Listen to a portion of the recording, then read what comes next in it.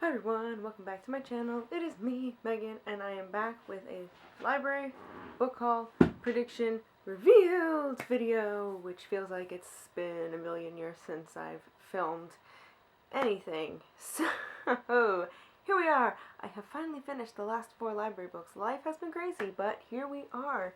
And as a reminder, these, nope, these were my last 4 library books, so let us jump into it. So the first one I'm going to talk about is Hotline by Dimitri Nashral, the shortlisted book for Canada Reads this year. I rated this 4 stars. I thought it was a very well written novel about the simplicities of life and about immigrating to Canada. So our main character has immigrated from Lebanon to escape war, and she has moved to Quebec, and she is fluent in French, and she's looking to become a French teacher, but obviously when she moves to a new country, they don't recognize that whatever, the word awards is coming to my head, and that's not the word I'm looking for. What do you get when you go to university? My brain just completely out the window. But certificate, is that the word I'm looking for? What do you call that? What do you call it? It's on the wall. I don't know what it is. But anyway, you know what I mean. So they don't recognize her foreign certificate. That's what we're gonna call it. And so she's forced to work at a call center, and this is it just. There's not a lot going on in this plot, in this story, but it's just like the everyday ins and outs that she has to go through. She has her young son that she's also taking care of, who's also struggling with starting life in a new place that he's not used to. Her husband is supposedly dead. Like they know that he was kidnapped back during the war, but they don't actually know if he actually died or not. And so it was really interesting that the author chose to give her like these visions that she was having conversations with him, kind of like we kind of got to know him as a person through her visions. So I thought that was a really cool addition to this novel. So yeah, I really just enjoyed the small little it was like the little nuances of just, and like you kind of see how people, and this book took place in the 80s, so and I was like that it almost feels like it's not much different than it is now, so it was just really interesting to read, so I did rate this 4 stars. The next book I read was Empire of Wild by Sherry Dameline. This is the cover. I rated this 3 stars, but to me it's kind of lower. It's kind of like a 2.5 star. I really wanted to like this. The whole Metis plot, like the folklore there, was so cool and so interesting, and I was really excited to like read more about it. But I felt like this was more of a half-baked idea than it ended up being a full-fledged novel, because I was so confused half the time. It took me a good almost half of the novel in to figure out what was going on. So you have our main character, her husband has gone missing. It seems to be a theme with these books that I've picked up. It's been 11 months. Her family's like, they're kind of giving up looking for him, but she doesn't want to give up looking for him. And so one day she ends up stumbling upon this like pop-up church. Well, it's not really a church. Well, I guess it's a church. It's like a preacher, and she ends up finding it because she hears this voice, and she's like, that voice is so familiar. And so she goes over, and lo and behold, it's her husband, and she's like, what the heck is going on? And we the readers are like, what the heck is going on? And so the whole premise is that something has changed him, and she has to help him see who he really is. And so it's told in her point of view, and then it's told in a point of view from one of the girls in the church. So you never really get his point of view, but like you get the 2 women who are like part of his life from the 2 different, so before he became this thing, and the girl with him after he's become this thing. And I don't know, I just felt like it was just so disjointed, and there was just not enough, there wasn't enough there to keep me completely interested and to keep me not entertained, but like focused and to understand what was going on. I just felt like I was so confused the entire time. And then the ending it just kind of ended, and I was like, so did we save him? Did we not save? I was just like, yeet, yeet. Mm-hmm. So I really wanted to like this, but I didn't really like it. So this author has another book that I've heard of. What was it called? It was called something. I don't remember. It's in this book somewhere. Nah, I can't find it. It'll come up after. But I've seen that book everywhere, and I was like, oh, I know who this author is. So maybe I'll try that book. The next book I read was Say You'll Remember Me by Katie McGarry.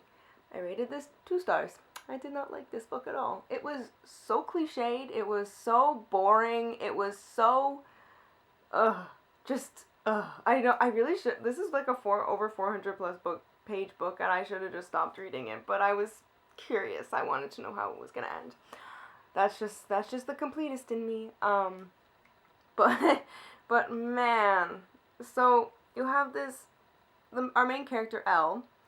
She literally can't go anywhere by herself because her parents control everything to do with her. So her father is a governor of Kentucky. I didn't mean to say it like that, but he's the governor of Kentucky, and he's got this whole new program where he wants to help juveniles stay off the streets, essentially, and he wants to create this program for if a kid has done something bad and then they go to like juvie, he wants to create a program to help them when they come back so they don't end up back on the streets or back in jail. So that's his shtick. And so Elle, while she's not supposed to be alone but is alone, she meets, what the fuck is his name? Oops, I didn't mean to swear. Drix. She meets Drix, short for Hendrix. He's such a bad boy. And so, he saves her from these guys who are trying to, like, attack her, and they have this really nice little moment at a carnival. I mean, it should have been Whack-A-Mole on the cover, because that's what they played. They did not go, there was nothing to do with the freaking Ferris wheel. Anyways, they have a nice evening, and so she's like, oh, I'm never gonna see this guy again. Oh, a few hours later, guess who's the poster boy for her father's new program? A Drix, the bad boy. And so the entire plot is she wants to help him, she wants to get to know him, but her parents are like, no, you cannot do that. And so obviously she goes behind their back, because what teenager doesn't do that? And it was just really, and then like, it was icky because like, she was like telling her cousin, like, oh, I like a boy, and he's like, oh, we need to lock you up. You can't be talking to boys, blah, blah, blah. And I'm like, who are you? Shut the fuck up. I was like, no, we're not doing this. So there was just a lot going on in this that I was like, not about this. And like, Drix kept going, she's too good for me, I can't be with her, I was like, then don't be with her. Like, stop going to her then if you're so opposed to not being with her. Yeah, it's just, it was a lot that I just couldn't, and then I mean, obviously I'm pretty sure you can figure out how it ended. What I didn't like was that, like, her parents were so they were manipulating her and, like, abusing her. And, so, finally she stands up for herself. And then, like, a few pages later, she's, like, taking them back. I was like, no, girl, no. You guys gotta go to therapy. You gotta figure this out. You're not taking them back in after just that one. No. So I didn't like that. Too rushed, too fast. I was like, no. Those were those thoughts. Read at will if you want this. Didn't even think it was cute and fluffy. I was annoyed the entire time. And then we get to my last one, Betrayals by Kelly Armstrong, the 4th book in the Canesville trilogy. It's a 5-book series. So this is book 4.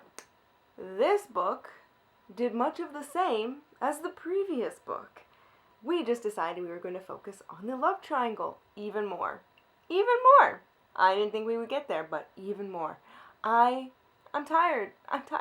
But I'm like, there's one book left in this series, so I'm going to finish it. I'm really nervous because I don't think it's going to answer and wrap up all of the questions I have, but when I pick up that book, I'll talk about that then. But this one, it was fast-paced, but it really, I couldn't even tell you what happened, because all it was Gabriel this, but oh no, Ricky, but Gabriel, but Ricky, but Gabriel, but Ricky. Oh my god. And like she gets trapped again and she has to get saved by both of them.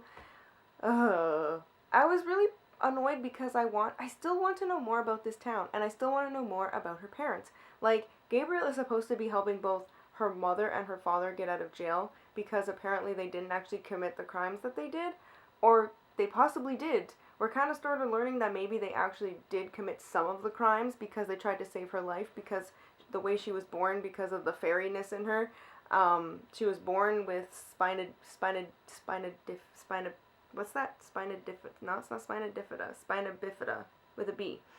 And so basically they had to kill people, like more fairies and people from this land, in order to cure her. So she had to die, and then so we're finding this out. So I'm like, oh, interesting, cool. But we got literally 0 parents in this book. 0. Nilch. We didn't get to see her father once, and she loves her father. We saw more of her mother, and she's like, oh, it'd be so much easier to hate you if I knew you were a monster, because I don't want to like you. And I'm like, oh, okay, alright. So so I rated this 3 stars. I don't know what happened with this trilogy. I keep calling it a trilogy.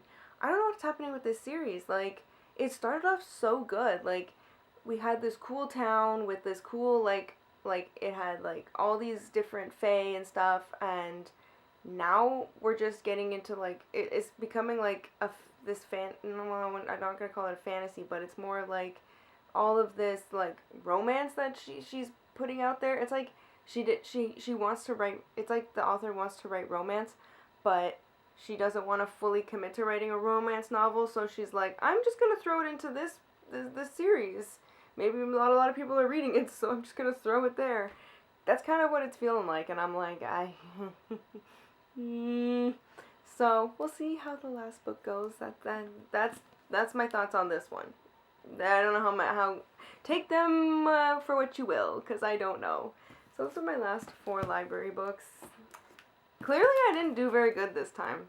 This time was kind of sad. This is the only book I liked. So hopefully my next set of library books will be better. If you've read any of those books, let me know in the comments below. That is all I have for you guys today. So if you like this video, give it a thumbs up, a like, a subscribe, a do your thing, and I will see you all in my next video. So thanks, and bye guys!